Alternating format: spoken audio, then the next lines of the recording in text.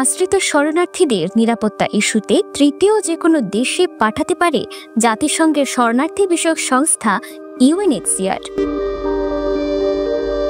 সেই হিসেবে রোহিঙ্গাদের মধ্যেও গত 2017 সাল থেকে সেই প্রক্রিয়া শুরু করে সংস্থাটি। সেই থেকে এখন পর্যন্ত 10টি দেশে 4623 জন রোহিঙ্গাকে পাঠিয়েছে তারা। এর মধ্যে সবচেয়ে বেশি পাঠানো হয়েছে যুক্তরাষ্ট্র ও কানাডায়। মূলত বাংলাদেশ সরকার একাধিকবার উদ্যোগ নিলেও পরাশক্তির দেশগুলোর সমর্থন না পাওয়ায় আলোর মুখ দেখেনি প্রত্যাবাসন। তবে রোহিঙ্গাদের মিয়ানমার বাদ দিয়ে তৃতীয় দেশে পুনর্বাসনের উদ্যোগ নেয় জাতিসংঘ। মিয়ানমারে শত বছর ধরে নাগরিকত্বের অধিকার এবং মানবিক মর্যাদা থেকে বঞ্চিত রোহিঙ্গাদের জন্য তৃতীয় দেশে পুনর্বাসন নিরাপদ সমাধান হলেও এই প্রক্রিয়া বন্ধের দাবি তুলেছে উখিয়া টেকনাফের ক্যাম্পে থাকা রোহিঙ্গারা। তারা বলছেন, এই প্রক্রিয়ার মাধ্যমে রোহিঙ্গাদের স্থায়ীভাবে অন্ধকারে ঠেলে দেওয়া হচ্ছে। যুক্তি হিসেবে তারা বলছেন, প্রায় 12 লাখেরও বেশি রোহিঙ্গা বসবাস করছে উখিয়া টেকনাফের ক্যাম্পে। সেখান থেকে 8 বছরে নেওয়া হয়েছে মাত্র 4500। যাদের নিয়ে যাওয়া হচ্ছে তাদের অধিকাংশই শিক্ষিত, ফলে শিক্ষিত নেতৃত্ব শূন্য হয়ে যাচ্ছে। তাছাড়া এই প্রক্রিয়ার প্রভাবে রোহিঙ্গারা নিজ দেশ মিয়ানমার বিমুখ হয়ে পড়ছে। ফলে বিপুল সংখ্যক রোহিঙ্গা শিক্ষিত নেতৃত্ব শূন্য হয়ে প্রত্যাবাসন অনিশ্চয়তায় পড়ে যাচ্ছে। তাদের দাবি, শিক্ষিত নেতৃত্ব ছাড়া নিজ দেশের ফেরত যাওয়ার আওয়াজ তোলা সম্ভব নয়।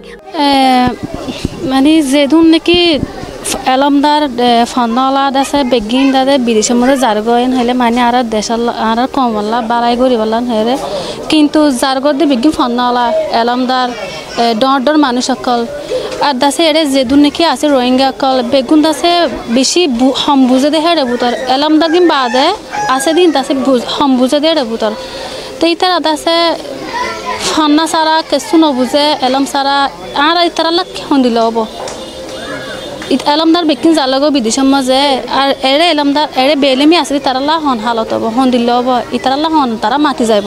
সমাজের আসলে এডুকেটেড মানুষ হচ্ছে আমাদের সমাজের জন্য আমাদের পিলার। সো তাহলে যদি পিলারটা হারিয়ে যায় তখন হচ্ছে সমাজটা মুছে যাবে, দুনিয়ার ওয়ার্ল্ড থেকে এন্ডেঞ্জার্ড হয়ে যাবে, লাইক ডাইনোসর যেরকম এন্ডেঞ্জার্ড হয়েছে। এটা না হলে ওদের ইন্টারেস্ট এখানে থাকবে, এখন এই ওইখানে নিয়ে যাচ্ছে, ওদের ইন্টারেস্ট ওইখানে চলে যাচ্ছে, তাই আমরা ডিমেজ হয়ে যাচ্ছি।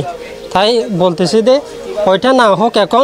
এখন যদি আমরা সবগুলা একটা কালেক্টিভ একটা প্ল্যাটফর্ম নিয়ে কাজ করি, ইনশাল্লাহ আমরা আমাদের দেশে হোমল্যান্ডে আর কানে চলে যেতে পারবো। যারা ভালো মানুষ আছে এখানে, এলমদার আছে, যা শিক্ষিত লোক আছে, তারা চলে যাইলে এখানে তো সব এখানে বাচ্চারা আছে, ইয়ং জেনারেশন আছে, এত তারা তো লেখাপড়া করতে পারতেছেন না, বালা জ্ঞান দিবার নেই, বালা শিক্ষিতা দিবার টিচার নেই, এখানে কীভাবে থাকবো? তারা চলে যাইলে তো আমাদের অনেক ক্ষতি হচ্ছে। আমি দেশত ফিরে যাইতে চাই সর্বপ্রথম, আমি এখানে হুজি থাকবার জন্য আসি নাই। রিসেটেলমেন্ট থার্ড কান্ট্রি তো দে বয়স ইবা আই পর্যন্ত নসাই আই বারবার ইন্টারন্যাশনাল কমিটির আরজ করি দেই আর তুন দেশ আছেই আর যদি অনারাস বাংলাদেশের যিবা ডাক্তার মোহাম্মদ ইউনুস আছে আর এখান ওয়াদা দিয়েই যিবা নাকি আর আয়ের বছর রোজা 15 মাদে 12 মাস যাব দিহিয়ান মাদে আর আশা দিই আবার এখন ফোন আজাদ দে বয়স এখন বেড বয়স এখন ফোন আজাদ দে তোমার রিসেটেলমেন্ট করে কানাডা, অস্ট্রেলিয়া, আমেরিকা আর রিসেটেলমেন্ট হয়তো নসাই। নিজ দেশে ফিরে যাওয়ার সম্ভাবনা বন্ধ হয়ে যাওয়া এবং যেখানে আশ্রয় আছেন সেখানে থাকা সম্ভব নয় এমন শরণার্থীদের তৃতীয় দেশে পুনর্বাসন প্রক্রিয়া সমন্বয় করে ইউএনএইচসিআর। শরণার্থী কমিশন বলছে, এই প্রক্রিয়ায় প্রত্যাবাসন বাধাগ্রস্ত হচ্ছে, কারণ শিক্ষিত রোহিঙ্গাদের মধ্যে তৃতীয় দেশে চলে যাওয়ার প্রবণতা বৃদ্ধি পাওয়ায় নিজ দেশে যাওয়ার বিষয়ে অনাগ্রহ তৈরি হচ্ছে। এটা খুবই অনুমিত যে আপনি resettlement, how many people will be resettled in third country. আমাদের এখানে পপুলেশন এখন 13 লক্ষর উপরে ছাড়িয়ে গেছে, তাই না? আপনি বুঝতে পেরেছেন যে গত 7-8 বছরে মাত্র 5000ও রিসেটেল হয়নি সব দেশ মিলে। প্রতিদিন 100 বাচ্চা মিনিমাম জন্মগ্রহণ করে, বছরে 30,000। সুতরাং resettlement is not a solution at all.